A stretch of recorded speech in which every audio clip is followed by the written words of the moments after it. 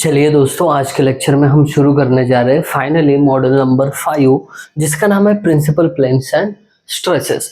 तो मोटा मोटा हमें कॉन्सेप्ट ये समझना है कि प्रिंसिपल प्लेन क्या होता है और प्रिंसिपल स्ट्रेसेस क्या होते हैं। फिर उसके बाद डायरेक्टली जो इम्पोर्टेंट केसेस है, जो इम्पोर्टेंट टाइप के न्यूमेरिकल है, उस पर लेके जाने वाला हूँ मैं आपको। देखिए, सबसे पहले तो आपको प्रिंसिपल प्लेन्स क्या होते हैं ये समझना जरूरी है कि the planes within a material where the shear stress component is zero. मतलब क्या?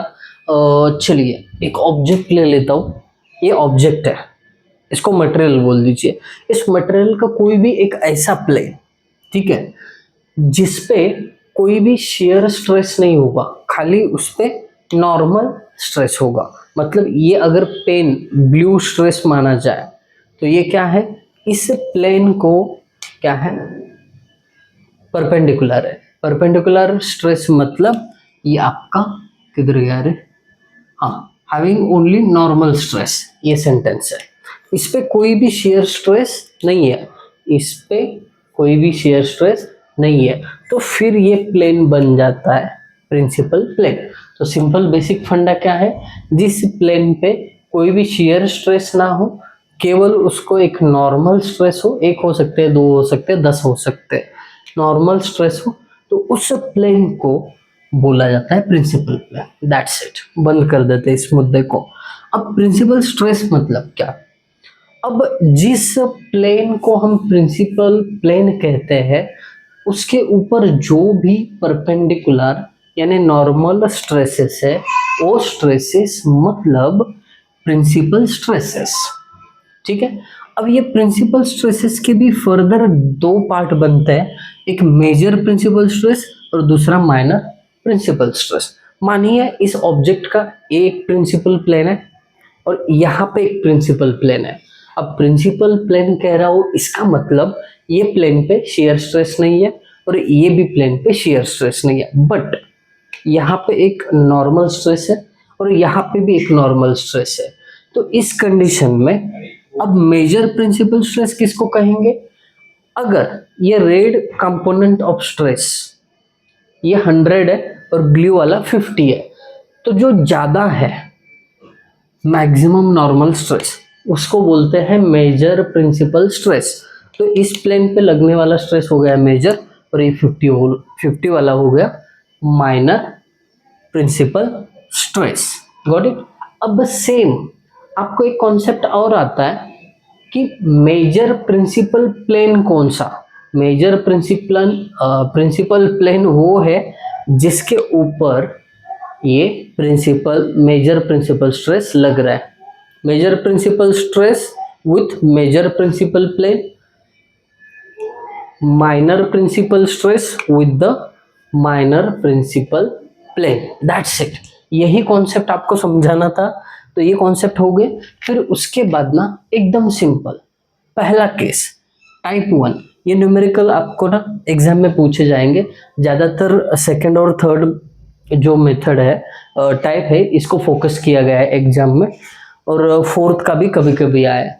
तो पहले का जो है वो अच्छी तरीके से समझते क्या है कि अगर किसी बॉडी पे केवल यूनी एक्सियल स्ट्रेस होगा, यूनी एक्सियल मतलब क्या? ये एक्स एक्सिस है, तो केवल एक्स एक्सिस पे ही या तो इस डायरेक्शन में फोर्सेस लगेंगे, अदरवाइज इस डायरेक्शन में है तो केवल इसी डायरेक्शन में, मतलब एक ही डायरेक्शन में, एक ही एक्सिस के ऊपर क्या होगा? स्ट्रेस लगेगा। उसको क्या बोलते हैं? Uniaxial. अगर अलोंग द एक्स एक्सिस है तो अलोंग द एक्स एक्सिस ही जाएंगे, अगर अलोंग द वाई एक्सिस है तो केवल वाई एक्सिस ही रहेंगे। अब इसमें आगे जाके और एक चीज समझाता हूँ। इस प्लेन पे अलोंग द वाई एक्सिस ये हुआ टेंसाइल और दूसरा कॉम्प्रेसिव भी हो सकता है, या फिर इधर भी टेंसाइल इधर भी टेंसाइल, ऐसा हो सकता है, एक ही डायरेक्शन में जा रहे हैं। ये बात समझिए, ये हो गया। फिर इसके बाद और एक चीज समझते हैं, टाइप नंबर 2। अब इसमें ये फॉर्मूले तो आपको खाली लिस्ट आउट करना है। नॉर्मल स्ट्रेस, नॉर्मल स्ट्रेस मतलब क्या होता है? किसी भी प्लेन को परपेंडिकुलर जो स्ट्रेस है उसको नॉर्मल स्ट्रेस बोलते हैं। उसका formula sigma X into cos square theta. X direction में जाने वाला स्ट्रेस सिग्मा एक्स, और ये theta beta angle of obliquity वगैरह ये सब आगे मिल जाएगा आपको पढ़ने। Tangential stress. अब टेंजेंशियल स्ट्रेस जो है sigma T is equal to sigma X upon 2 into sine 2 theta. अब यहाँ पे एक्स डायरेक्शन में जो स्ट्रेसेस जा रहे हैं इसकी बात हो रही है, इसके लिए सिग्मा एक्स बोल रहा हूँ। अगर वाई डायरेक्शन में जाने वाले स्ट्रेसेस रहते हैं तो sigma Y cos square theta, इतना ही होता। Got it, very good. अब रिजल्टेंट ये दोनों का यूज किया है। यहाँ पे फॉर्मूला देखिए, angle of obliquity phi is equal to tan inverse sigma T by sigma N. अब ये एंगल ऑफ ऑब्लिक्विटी मतलब रिजल्टेंट का एंगल विथ प्लेन, ये है। ओके इसके बाद अभी टाइप 2 पे चलते हैं।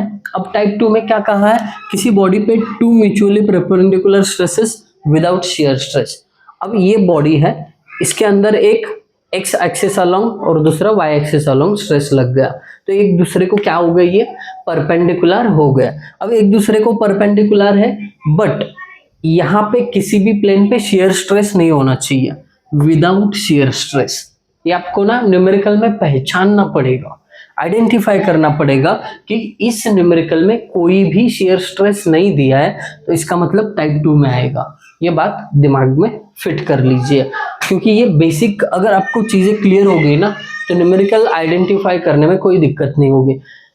बहुत परेशानियों का सामना करते हुए मैं वीडियो शूट कर रहा हूँ, आवाज़ आ रही है बट संभाल लेना, क्योंकि क्या है अभी समय नहीं है अपने पास कि सारा माहौल शांत हो जाए और फिर हम शूट करने लगे, इतना समय नहीं है।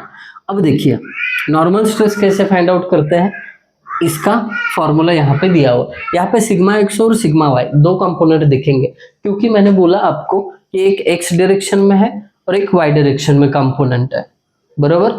तो ये दो डायरेक्शन वाले कंपोनेंट आपको यहाँ पे फॉर्मूले में कंसिडर किए हुए दिखेंगे। फिर उसके बाद टेंजेंशियल स्ट्रेस, ये फॉर्मूले खाली क्या करो आप लिस्ट आउट करो, अभी ज़्यादा डीप जाने की जरूरत नहीं, ये फॉर्मूले लिस्ट आउट करो। अब तीसरा कंडीशन समझा देता हूँ। तीसरा कंडीशन ऐसा है कि ये बॉडी अगेन वही है, एक एक्स एक्सिस के ऊपर एक वाई एक्सिस के ऊपर, ऐसे नॉर्मल स्ट्रेसेस है।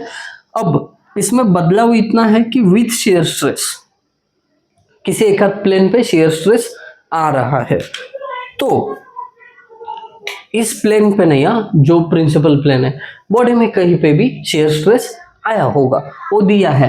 तो ये थर्ड केस आइडेंटिफाई होना बहुत जरूरी है। अगर दो आपको स्ट्रेसेस दिए नॉर्मल, एक एक्स डायरेक्शन में दूसरा वाई डायरेक्शन में, और वहां पे कोई शेयर स्ट्रेस मेंशन नहीं किया है, केस नंबर 2 टाइप 2। टाइप 3 को कैसे आइडेंटिफाई करना है, एक्स डायरेक्शन में एक स्ट्रेस दिया है, वाई डायरेक्शन में एक स्ट्रेस दिया है और साथ में एक शेयर स्ट्रेस भी दिया है। तो केस नंबर 3 नॉर्मल स्ट्रेस के लिए ये फॉर्मूला, टेंजेंशियल के लिए ये, रिजल्टेंट के लिए ये, एंगल ऑफ ऑब्लिक्विटी के लिए ये, नॉर्मल स्ट्रेन का फॉर्मूला, टेंजेंशियल स्ट्रेन का फॉर्मूला, ये सारा लिस्ट आउट करना पड़ेगा। ठीक है, ये सारे चीजें लिस्ट आउट करिए। तो ये दो टाइप पे ज्यादा फोकस करिए, हो गया। फिर इसके बाद तीसरा, अब टाइप 4 में प्रिंसिपल प्लेन और प्रिंसिपल स्ट्रेस के ऊपर आपको न्यूमेरिकल सॉल्व करना है। अब ये देखिए मेजर प्रिंसिपल स्ट्रेस का ये फॉर्मूला है, जिसमें आपको केवल यहाँ के प्लस को माइनस कर दिया ना तो माइनर प्रिंसिपल स्ट्रेस भी निकल जाएगा। ये देखिए ये चीज़ ओके। इसके बाद भी कुछ फॉर्मूलेज हैं। अब यहाँ पे हमारे पास बोर्ड इतना बड़ा नहीं है कि जहाँ पे सारी चीज़ें मेंशन करूँ, यहाँ पे जगह कम थी तो मैं क्या करता हूँ टाइप 4 के लिए 2 फोटो लगा देता हूँ, वो कॉपी पेस्ट करना। तो आज के लेक्चर का यही सारांश है कि आप लोगों को ये टाइप 1, टाइप 2, टाइप 3, टाइप 4 अच्छी तरीके से एक ही पेज में कंपैरेटिवली लिखना है। एक बार ये कर लिए ना तो फॉर्मूले यही यूज़ करने, न्यूमेरिकल बेहद सिंपल होने वाला है। तो न्यूमेरिकल पढ़ने से पहले ये पार्ट ज़रूर क्लियर करना। आई होप आप सभी को ये कॉन्सेप्ट समझ में आए होंगे। बहुत घाई में लेक्चर शूट किया है, फिर भी अगर आपको समझ में आया तो कमेंट करके ज़रूर बताना। Thank you guys for watching video, thank you so much.